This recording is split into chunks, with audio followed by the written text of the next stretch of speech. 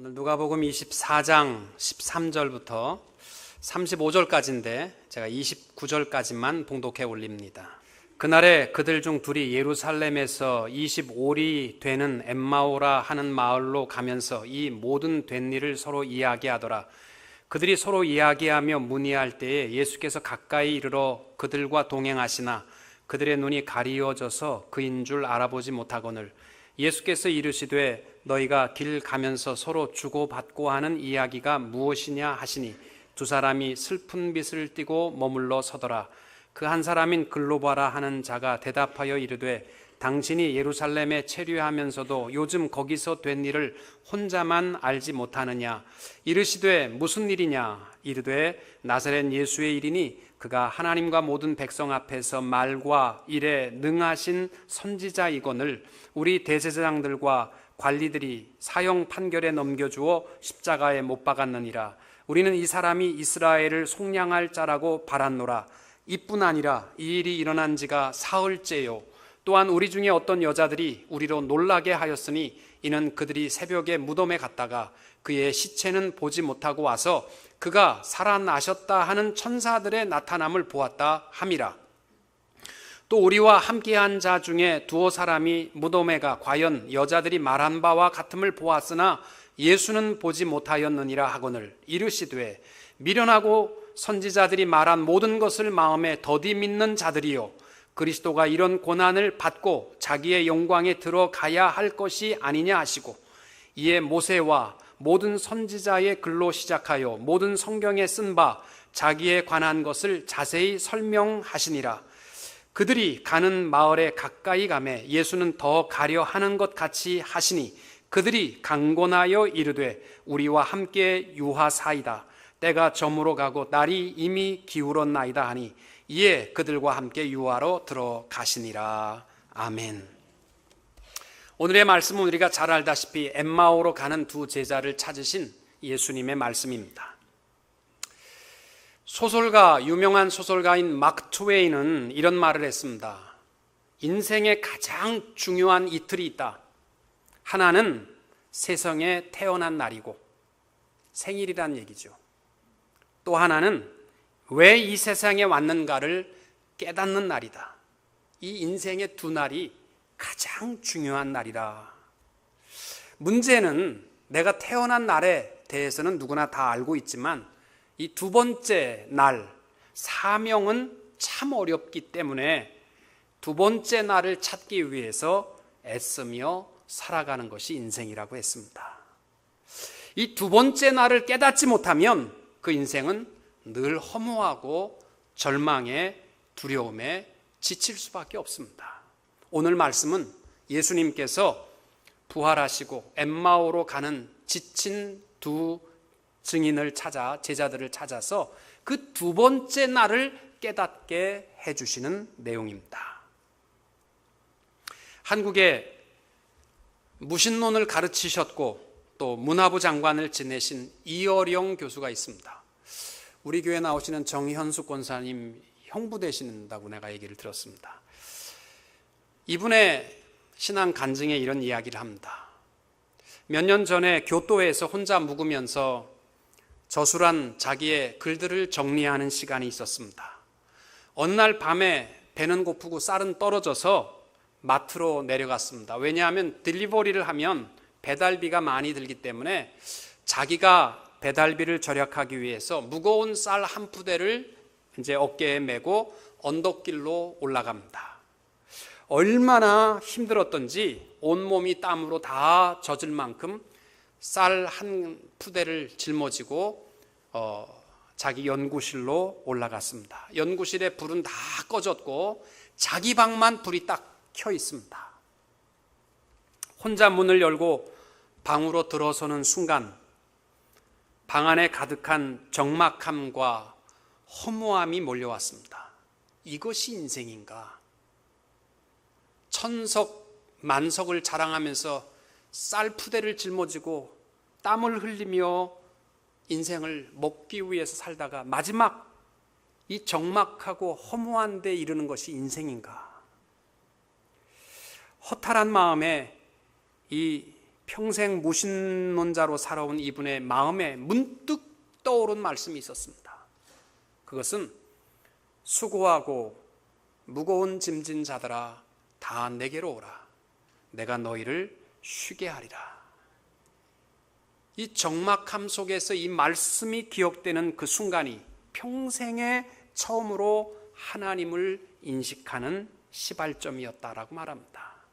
그러면서 이분이 곰곰이 그날 밤에 하나님 앞에 엎드려 시를 씁니다. 어느 무신론자의 기도라는 것입니다.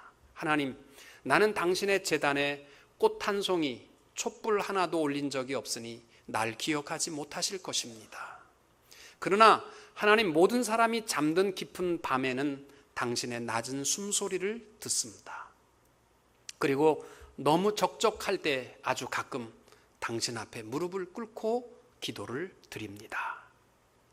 좀 더 가까이 가도 되겠습니까?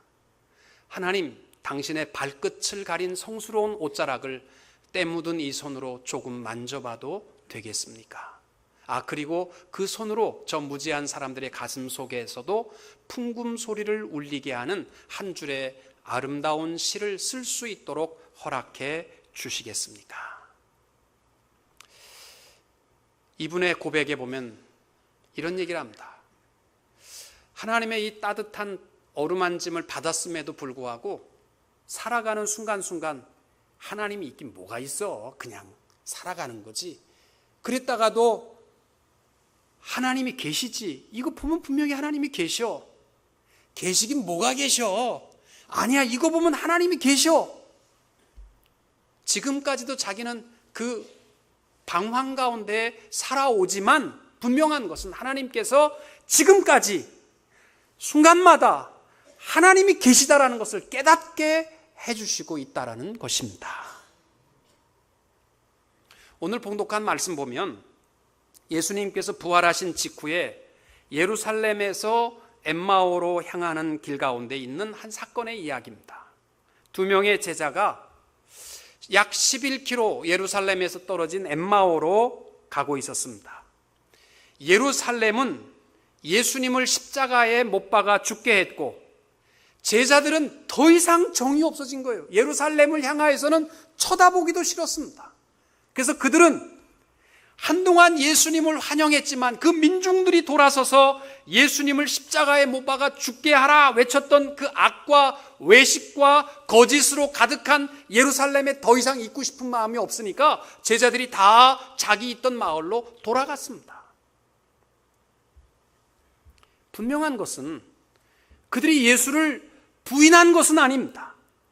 세상에 막 나가는 길로 산 것도 아닙니다. 그런데 그렇다고 해서 소망을 가진 삶도 아닙니다. 절망과 실망의 삶을 걸어가는 그 길이 바로 이 엠마오로 가는 제자들의 모습이었습니다. 예수님께서 19절에 보시면은 너희들 무슨 이야기를 서로 주고받는가 물었을 때에 그들은 예수에 관하여 이야기를 하고 있다고 했습니다.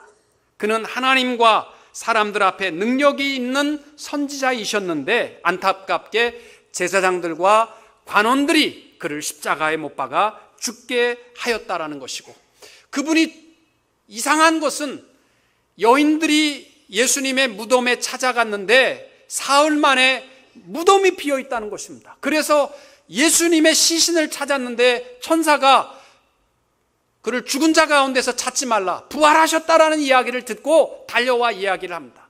그래서 제자들이 정말인가, 그리고 무덤에 갔지만 아무도 만나지 못했고 빈 무덤만 보고 왔다는 것입니다. 이걸 믿어야 될까 말아야 될까?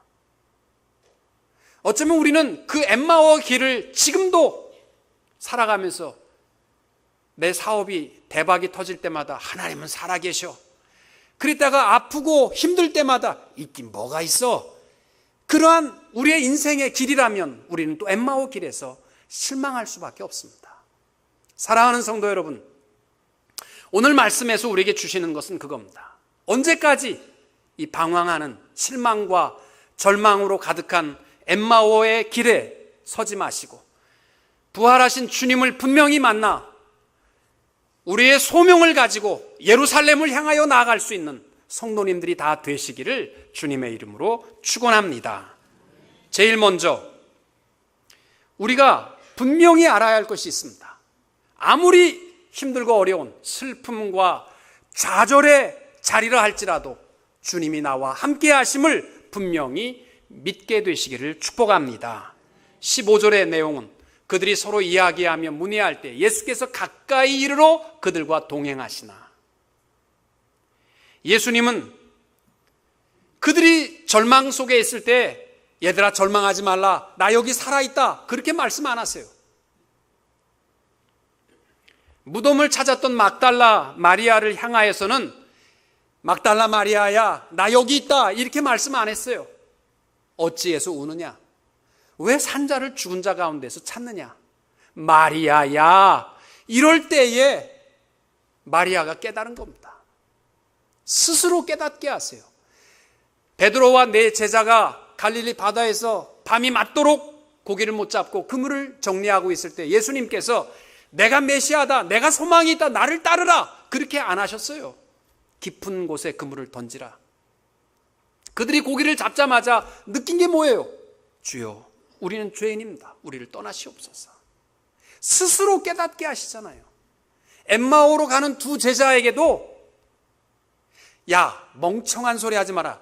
니들 얘기하는 살았나 죽었나 의심하는 우리에게 걱정하지 마, 내 여기 있다, 이렇게 안 하세요. 스스로 깨닫게 하십니다.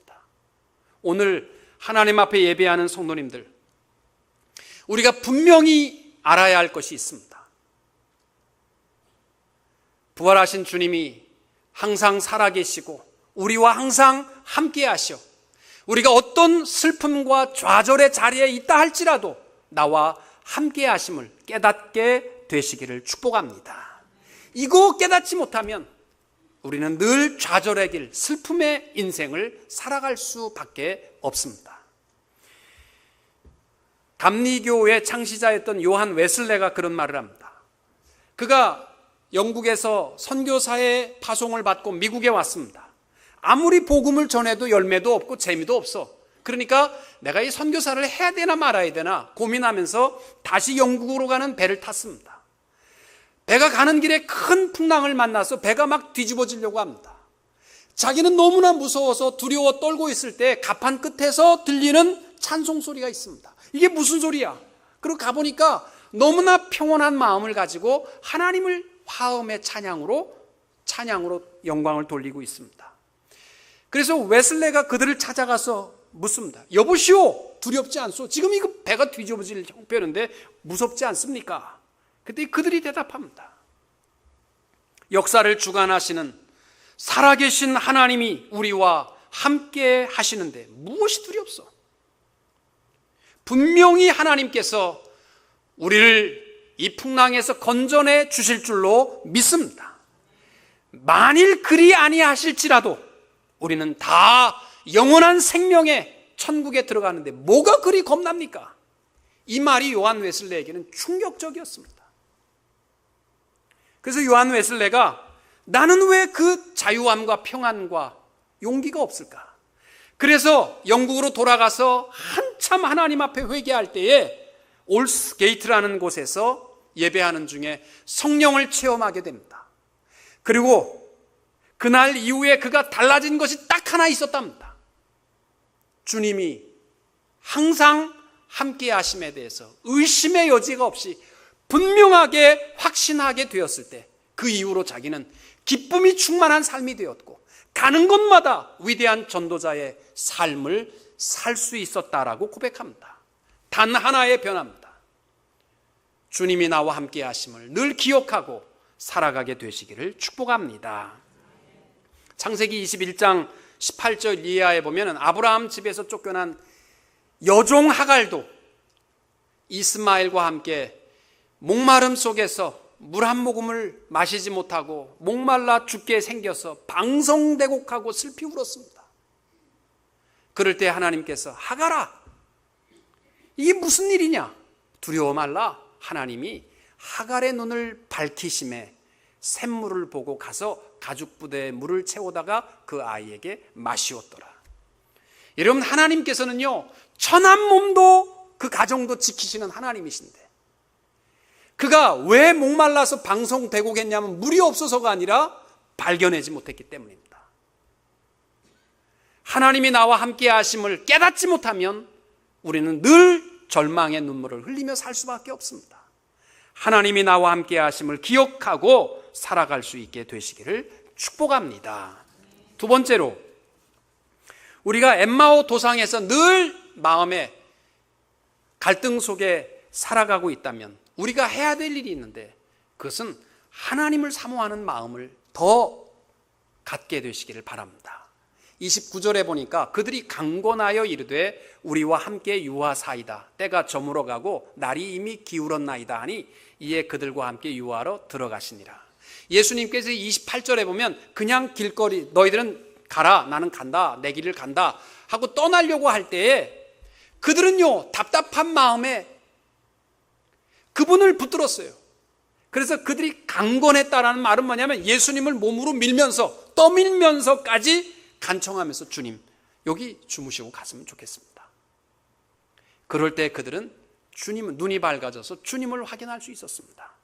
우리들도 만약 부활주의를 지난주에 지냈습니다. 그리고 또 다시 우리의 삶에 주님이 살아계심을 확인했음에도 불구하고 또 절망의 엠마오의 길을 걷고 있다면 우리가 해야 될 일을 딱 하나입니다. 주님과 함께하기를 더 사모하십시오. 주의 집에 모이기에 더 사모할 수 있는 성도님들이 될 수 있기를 축복합니다. 성경에 보면 주님이 함께하기를 사모하는 자를 얼마나 축복하시는 것을 볼 수 있습니다. 세리장 삭개오가 주님을 간절히 사모할 때 우리 예수님께서 그들의 집을 찾았고 그와 그 온 집안에 구원의 축복을 주시고 예수님과 함께 먹고 마심의 소망의 특권을 허락해 주셨습니다. 또 마리아와 마르다와 나사로의 집이 베다니에 있었는데 예수님께서 베다니에 갈 때마다 그들은 예수님을 강청하여 자기 집에 머물도록 하셨습니다. 주님께서는 그 어떤 가정보다도 마리아의 가정을 축복해 주신 것을 볼 수 있습니다. 여러분, 구약 시대에는요, 하나님과 함께 유한다는 것은요, 굉장히 무서운 일입니다. 언약궤가 넘어지려고 하니까 그걸 딱 받쳤다 말고 그 자리에서 즉사하니까 얼마나 하나님과 함께 하는 게 무서운 일입니까? 죄인이 하나님 앞에 가는 것은 엄두도 못 냈어요.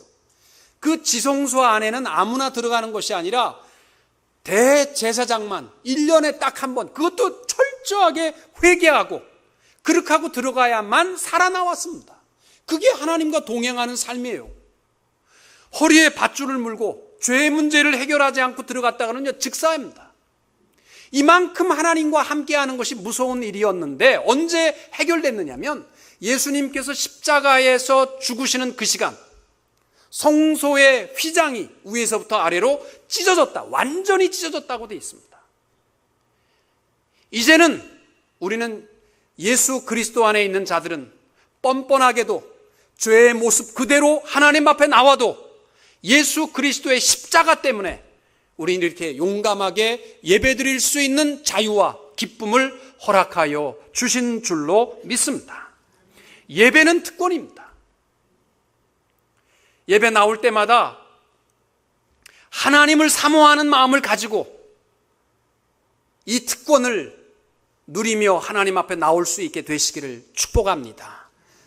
안 나가면 마누라가 바가지를 긁으니까 나오는 그런 마음이 되지 마시고 어떻든지 하나님을 사모하는 마음을 갖고 일주일에 한 번 나오는 사람은 2번 나오고 2번 나오는 사람은 3번 나오고 주의 전을 사모할 때 주님을 발견할 수 있는 특권을, 축복을 누리게 될 줄로 믿습니다. 히브리서 10장 22절 말씀, 우리가 마음의 뿌림을 받아 악한 양심으로부터 벗어나고 몸은 맑은 물로 씻음을 받았으니 참마음과 온전한 믿음으로 하나님께 나아가자. 십자가 안에서 우리에게 주신 특권은 아버지께 나가는 일입니다. 모이기를 패하는 어떤 사람들의 습관과 같이 하지 말고 오직 권하여 그날이 가까움을 볼수록 더욱 그리하자. 우리가 주님을 사모하신다면 한 번 더 주님 앞에 나아갈 수 있는 그러한 성도님들이 될 수 있기를 축복합니다. 여러분이 사모하는 게 뭡니까? 평생에 사모하는 게 뭡니까? 배용준 아닙니까? 일본 사람들이 왜 배용준을 사모하는지 사모할 게 없으니까. 우리 평생에 사모할 것은 우리 주님입니다. 찬송가 134장 후렴, 저는 이걸 좋아합니다. 내가 영원히 사모할 주님, 참 사랑과 은혜 넘쳐 나 배없고 그 후로부터 내 구주로 섬겼네. 영원히 주님을 사모하게 될 때 우리 하나님께서 우리에게 더 큰 은혜로 채워주실 줄로 믿습니다. 우리 예수님은 평생 베푸시는 삶을 사셨잖아요. 배고픈 자에게, 아픈 자에게. 그리고 마지막 십자가에서 피 한 방울까지 인류를 위해서 다 흘려주셨습니다. 그런데 하나님을 사모하는 자에게 하나님은 더 큰 은혜를 주십니다. 시편 107편 9절, 그가 사모하는 영혼에게 만족을 주시며 줄인 영혼에게 좋은 곳으로 채워주심이로다. 우리 주님을 더 사모하며 살아계신 주님과 함께 소명을 가지고 살아가는 성도님들이 될 수 있기를 축복합니다. 마지막으로 우리 부활의 주님을 만났으면 우리 좀 변화된 삶을 삽시다. 엠마오로 가는 두 제자가 예수님을 발견한 다음에 그들은 뚜렷하게 변한 것이 있었습니다. 첫째는 더 이상 두려움과 절망의 이유가 없어졌습니다. 죽은 자가 살아나셔서 부활의 첫 열매가 되셨는데 우리 살아가면서 벌벌벌 떨지 말고 두려움과 절망으로부터 자유케 되는 예수의 사람들이 될 수 있기를 축복합니다. 또 하나의 현상은 32절에 성경을 풀어주실 때 우리 속에서 마음이 뜨겁지 아니하더냐. 좀 우리 예수 만났으면 우리 마음이 뜨거워질 수 있기를 바랍니다. 예수 믿은 지 20년 30년 됐는데 저게 믿는 건지 안 믿는 건지 뜨거미지근 해가지고 믿는 것도 아니고 안 믿는 것도 아니고 언제까지 그렇게 가시렵니까? 예수 안에서 심령의 뜨거움을 가지고 좀 뜨겁게 하나님을 사랑할 수 있게 변화될 수 있기를 축복합니다. 또 하나의 변화는 부활의 증인이 되었다라는 사실입니다. 곧 그때로 주님을 만난 다음에 일어나 예루살렘에 돌아가 보니 11 제자 및 그들과 함께한 자들이 모여 있어 말하기를 주께서 과연 살아나셨다. 우리 주님 살아계시고 우리와 함께 하십니다. 그분에 대해서 우리 자신 있게 증언하며 부활의 증인으로 살아갈 수 있게 되시기를 축복합니다. 엠마오 도상의 두 제자가 완전히 삶이 변화된 삶으로 보여지게 됩니다. 우리들도 내 고집과 내 욕심대로 걷는 길에서 예수 그리스도와 더불어 주님 걸어가신 그 길을 걸어갈 수 있게 되기를 원합니다. 여러분, 인디언들이요, 전쟁을 치르면 어떻게 하냐면 맨 앞에 추장이 깃털을 꼽고 얼굴에 까만색으로 흉측하게 하고 도끼 들고 그렇게 하고 앞장서 가게 되면 그 뒤에 있는 많은 인디언들이요, 딱 추장이 밟은 발자국만 밟고 지나간다는 거예요. 그러니까 싸우러 이게 도대체 몇 명이 온지를 알 수가 없답니다. 그래서 인디언들이 무섭다는 거예요. 딱 추장이 밟은 그 발만 딱 밟고 가기 때문에 딱 한 사람 발자국인 거예요. 이 도대체 몇 사람이 되어야지 우리가 어떻게 방비를 할 텐데 수만 명이 왔는지 수십만 명이 왔는지 알 길이 없는 거예요. 이 땅 위에 우리가 힘있게 살아가는 비결은 뭐냐면요, 내가 밟는 그 발자국을 확인해 보시기 바랍니다. 주님이 밟은 그 발이라면 우리는 승리하는 삶을 살아갈 수 있을 것이며, 내 마음대로 밟게 되면 지저분한 발걸음을 남기고 살아갈 수밖에 없습니다. 말에나 행실에나 주님의 발자국을 닮아갈 수, 그 발을 딛고 살아가는 우리 사명이 있는 주의 자녀들이 다 될 수 있기를 축복합니다.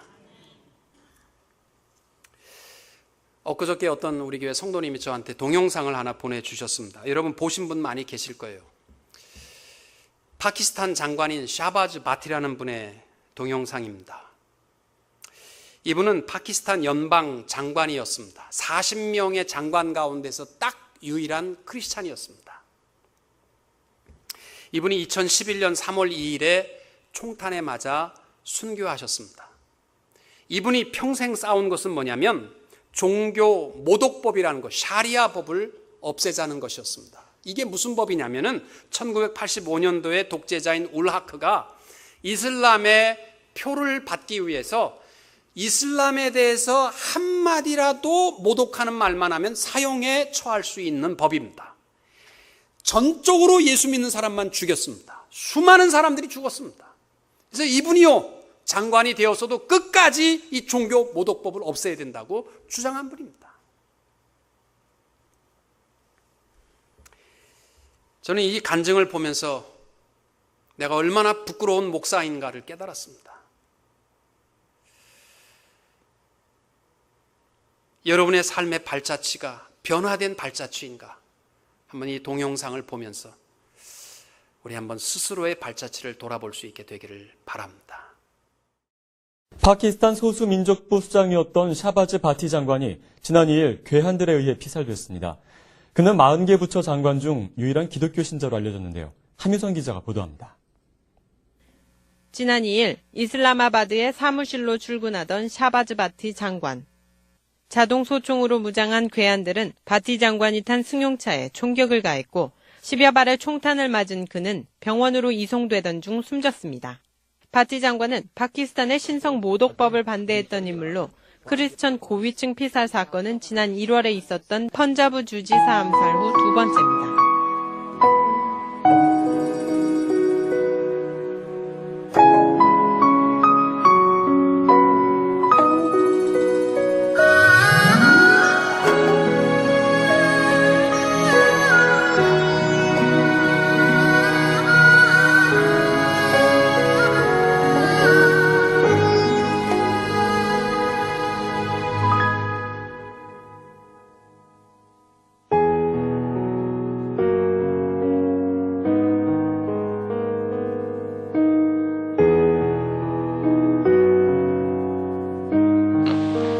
I born in a Christian family.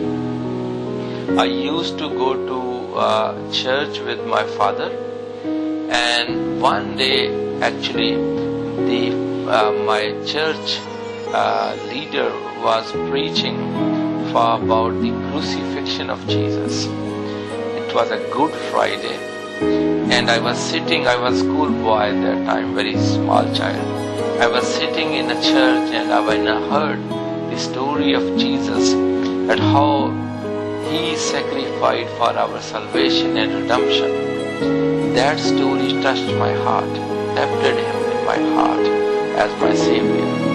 And from that day till today, Jesus is a nucleus of my life, and I consider Him that I'm nothing without Him.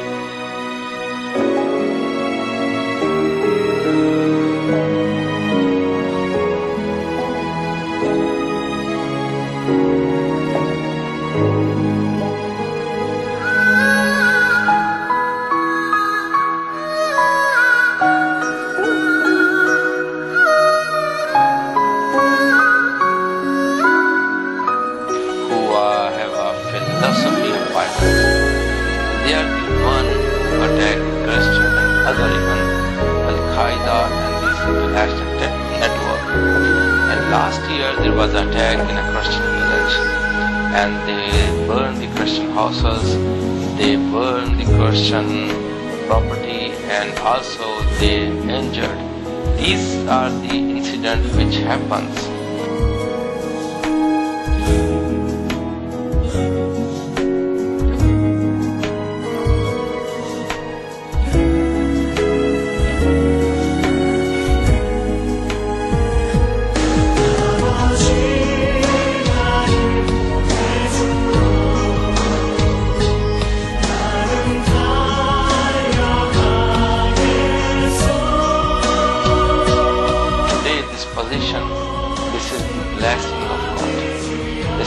answer of prayers of many people around Pakistan and many around the globe. We need to profess, practice and propagate our faith and gospel through our action, through our character. And this is the time that we should stand in solidarity for the suffering people around the globe. This is the time that we should prove that we are the follower of Christ.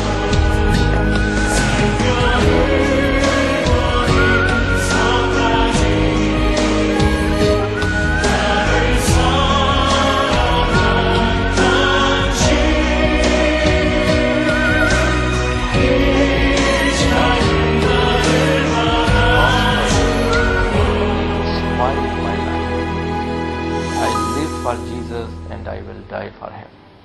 I will consider myself more fortunate if by giving the witness for Christ, if someday I will sacrifice my life.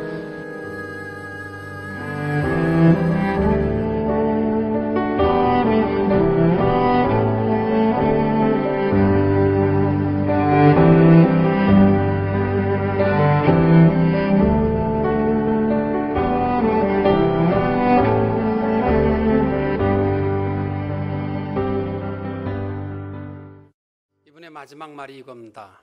저를 위해 단 1분만이라도 기도해 주시면 감사하겠습니다. 24시간 중에 단 1분만이라도 파키스탄을 위해서 기도해 주십시오. 예수 믿는 사람의 변화,